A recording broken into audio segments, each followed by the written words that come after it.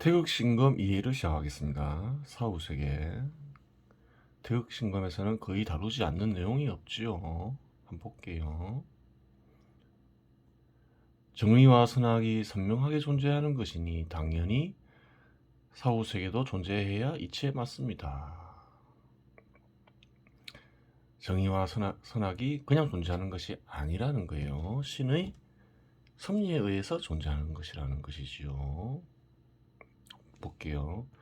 악을 행해도 대가를 치르지 않는 경우가 많고 선을 행하며 살아도 불행한 삶을 살 수가 있습니다. 남들이 보기에 그렇다는 거죠. 그러면 악에 대한 대가와 선에 대한 보상이 없다면 정의와 선악이 드러날 이유가 없는 것이지요. 그래요. 섭리에 의해서 정의와 선악이 드러나는 이상 그에 대한 대가도 있어야 된다. 이렇게 이제 태극신검 쓰니는 얘기를 하고 있는 거죠. 당연히 죽은 후라도 선은 선대로 악은 악대로 대가를 치러야 합니다. 천벌의 이 주석이 있죠. 천벌에 대한 내용을 자세히 알고 싶은 이는 다음의 동영상을 보면 된다. 이렇게 돼 있죠. 클릭하면 되겠죠. 사회에서의 하늘나라 천벌과 지옥. 그래요. 대충 클릭해보면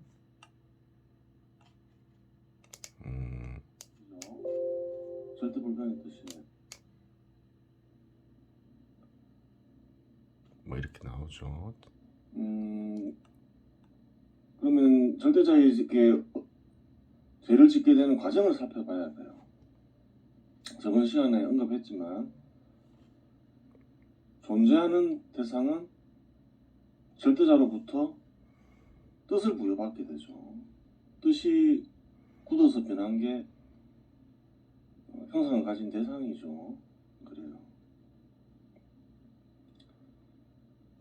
뜻에는 절대 불변의 뜻이 있고 상대 가변의 뜻이 있어요. 대략 설명하고 있죠. 자세하게 설명하고 있죠. 그래요. 한번 보면 돼요. 사후 세계에도 여러 세상이 존재해야 이치에 맞으며 대가를 치른 인간을 구성하는 선천적인 요소는 그에 합당한 세상에 새로운 몸을 얻어 배치되겠지요. 그럴 수도 있겠지요. 그 근거는 뭐냐, 이제 그런 생각을 해볼 수 있는 거죠. 다른 데서 다뤘겠죠. 여러 세상, 주석이 있죠. 물질과 공간으로 이루어진 세상이 아닌 다른 차원의 세상을 포함한다. 그렇게 얘기하고 있죠. 어떻게 이런 말을 할 수 있느냐? 다른 차원에 가본 적이 있느냐? 아니면 다른 차원을 관찰할 수 있는 방법이 있느냐? 이런 얘기를 할 수 있는 거죠. 거짓말 아니냐? 그래요. 누구나 다른 차원에 그래요. 갈 수 있어요. 다른 차원을 발견하면 되겠지요. 그래요. 무슨 말인가 이런 생각할 수 있겠죠. 마음은 어디에 있나요? 물질과 공간으로 이루어진 세상이 있나요? 없다는 거예요. 인간이 육체 속에서 마음을 발견하려고 해도 발견할 수가 없죠. 공간 속에서 발견하려고 해도 발견할 수가 없어요. 그래요. 그 물질과 공간으로 이루어진 세상에 마음이 없다는 거지요. 영혼은 어디에 사나요? 마음에서 살죠. 그래요. 그래서 영혼도 발견할 수가 없는 거예요. 육체를 분해해도 발견할 수 없고 공간 속에서도 발견할 수 없는 것이지요. 그러면 누구나 다른 차원에 갈 수 있다는 말은 어떤 말인가요? 다른 말이 틀린 말이 아니죠. 왜? 영혼은 항상 다른 차원에서 살고 있기 때문에 그런 것이지요. 물질과 공간으로 이루어진 세상에는 세상이 영원히 사는 것이 아니다. 그렇게 돼버리는 거예요.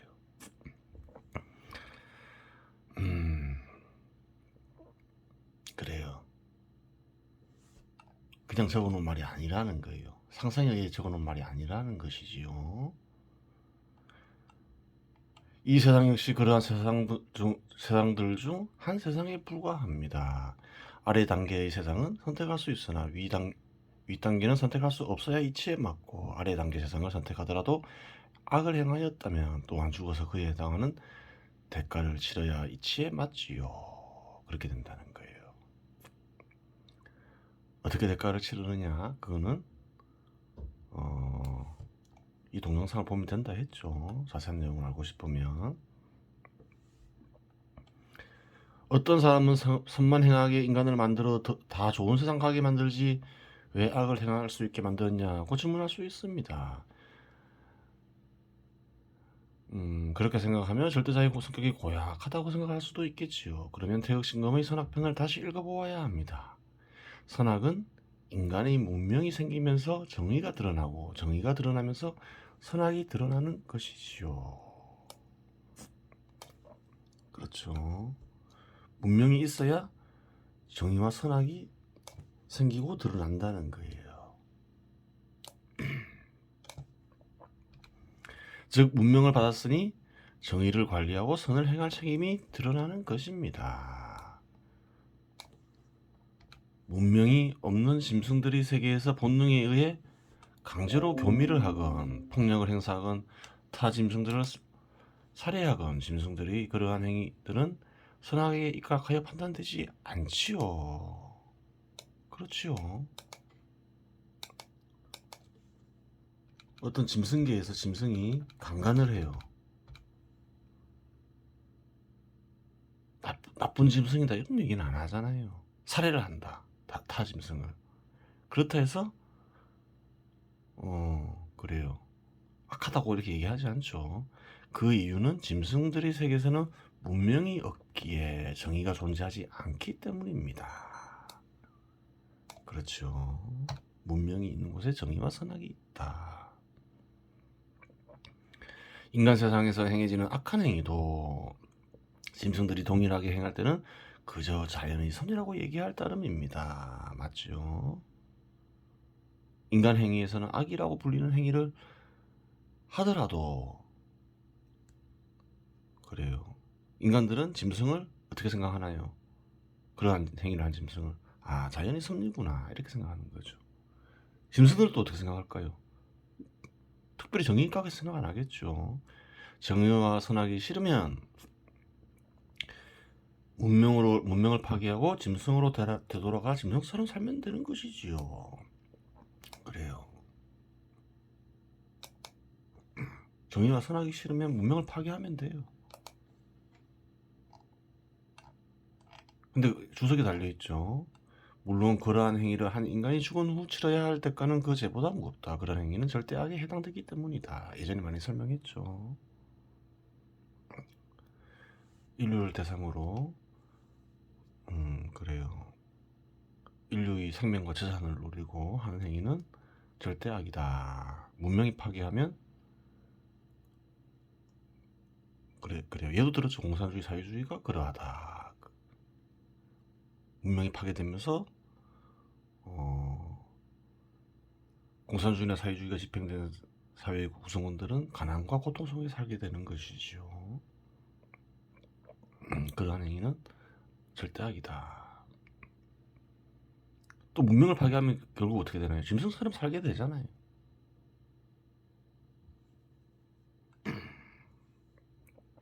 이 부분은 만물편에서 좀 더 구체적으로 언급하겠습니다.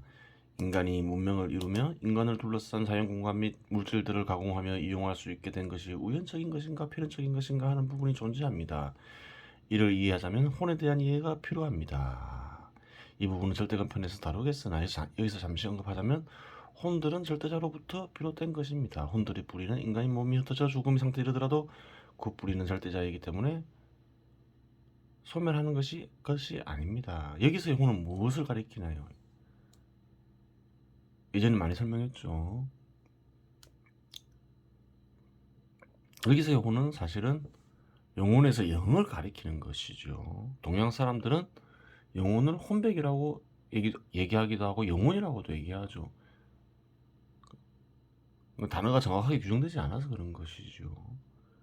영은 영혼이라면 영은 절대자에서 비롯된 것, 혼은 육체에서 비롯된 것이 되는 것이고, 혼백이라면 혼은 절대자에서 비롯된 것이 되고 백은 육체에서 비롯된 것이 된다. 그렇게 되는 거죠. 그래요. 사후세계는 탐구가 불가능하기 때문에 사후세계는 없다고 생각하는 사람이 존재할 수 있습니다. 그렇죠. 이러한 사람은 탐구가 불가능한 세상은 존재하지 않는 세상이라고 생각하는 사람입니다. 그래요. 쉽게 관찰할 수 있는 게 뭔가요? 마음도 관찰할 수 있지만 마음을 관찰하기 위해서는 어느 정도 깨달음이 있어야 되는 것이지요. 마음은 늘 확인이 가능하지만 그래요.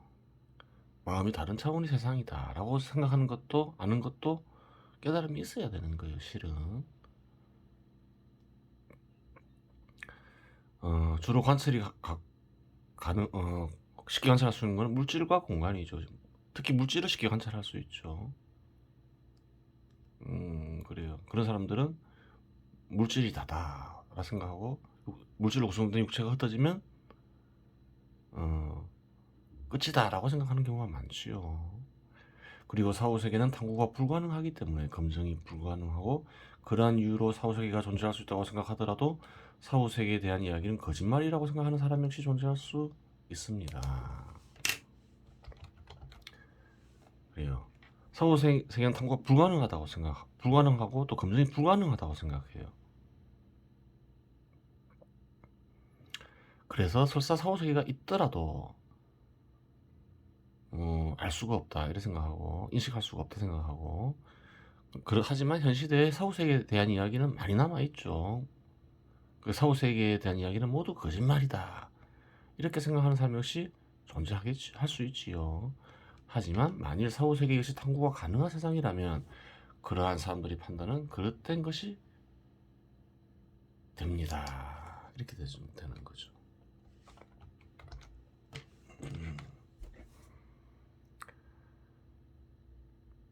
사후세계는 뭔가요? 그렇게 되는 거예요. 사후세계는 아까 얘기했죠. 마음이 있다. 영혼은 어디서 살고 있느냐? 마음에 살고 있다. 육체가 흩어진다. 마음은 다른 차원의 세상이라 했죠. 그러면 영혼은 다른 차원의 세상에 앉게 되는 것이다. 그러면 어떻게 되나요? 죽은 후에나 죽기 전이나 영혼은 항상 같은 세계에 머물고 있다. 이렇게 얘기할 수 있는 것이죠. 그 사후세계도 별거 아니라는 거예요. 이 주석이 있죠. 134. 사후세계를 탐구하는 방법을 알고자 하는 이는 다음의 동영상을 보면 된다. 진리에 이르는 길 2예구 영적 세상 치면 나와요. 그 다음에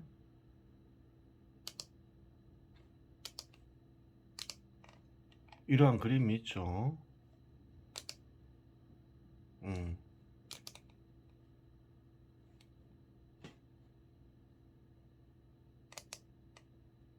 지옥이나 이런 것들은 욕망기에 있는 거예요.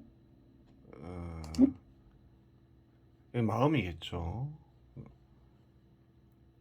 이 물질과 공간을 이루어진 세상이겠죠. 마음에는 욕망계도 있고 하늘나라도 있고 이웃나라도 있고 뭐 그렇다는 거예요. 지옥계도 있고.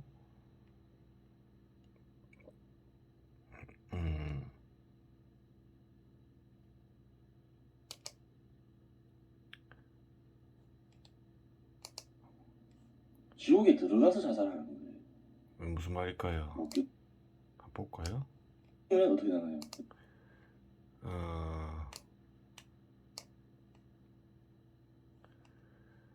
절망기는 어디에 있을까요? 마음에 있겠죠. 물질과 공간으로 이루어진 세상은 있겠죠. 물질과 공간으로 이루어진 세상이 있고 마음 안에 절망계가 있고 그래요. 마음엔 여러 가지 세계가 있겠죠. 마음에서 영혼은 살고 있죠. 그래요. 한번 볼게요. 여기 지옥에 들어가 있다는 거예요. 죽기 전에 이미 지옥에 들어가 있어요. 팍 죽으면 어떻게 되나요? 지옥에 앉게 되는 거예요. 자살하면 지옥 간다가 아니라 지옥에 들어가서 자살하는 거예요. 못 견디고 지옥에서 벗어날 수 있다 생각하는 거죠. 물질 공간으로 이루어진 세상을 떠나면 그게 아니라는 거예요. 자살하지 마세요. 한국에서는 자살한 일을 추모하는 일들이 많은 것이지요. 그것은 그릇된 간섭이겠지요. 왜 그런가요?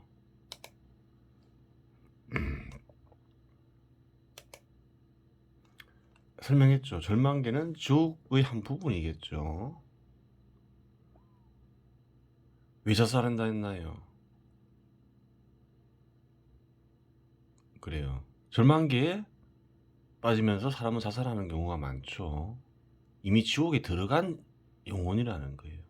그런 한 일을 추모할 필요는 없다는 거예요. 물론 가족이거나 그러면 안타까울 수도 있지만 지옥에 간 영혼을 추모하고 뭐 이렇게 그런 거 할 필요는 없다는 말이지요. 그래요. 그래서 안 좋아지는 거예요. 그런 분위기가 있으면. 그래요. 무극팔계도 황금색으로 중심에 원을 그리고 6가닥의 황금색 선이 방사형으로 퍼져나가게 그린다. 방사형으로 퍼져나간 선의 끝부분을 마음으로 이으면 원이 된다. 그래요. 무극을 상징하는 도역 외곽에는 황금색의 선천팔계 그린다. 빈 공간은 금정색으로 칠한다. 그래요. 그래 보면 다음과 같다. 정확하지는 않지만 이렇게 그릴 수 있겠죠. 무극을 상징하는 그림으로 무극을 상징하는 그림이죠. 물질이 결합되어 있다는 측면에서 무극 형식 절대자의 마음은 아닙니다. 하지만 무극은 물질의 변형이 이루어지기 전의 상태를 가리키기 때문에 물질의 변형이 이루어지지 않은 관계로 무극을 구성하는 물질의 움직임으로 절대자의 마음을 쉽게 포착할 수 있는 특징이 존재합니다. 그래요. 태극신금에서 얘기하는 무극은 원래 순수한 무극이 아니다. 순수한 무극을 생각하려면 어떻게 해야 될까요? 물질이 물질과 공간 그리고 뭐 인간의 마음, 영혼이 사는 마음 그것들이 분리되기 전의 어떤 상태여야 되겠죠. 그리고 그러한 상태에 존재하는 절대자 그게 무의 상태겠죠. 그래요. 본시 마음이라는 것은 그 자체로 드러날 수 없고 존재의 행위를 통해 드러나는 것입니다. 그래요. 한번 읽어보세요. 이번 시간은 여기서 마치겠습니다.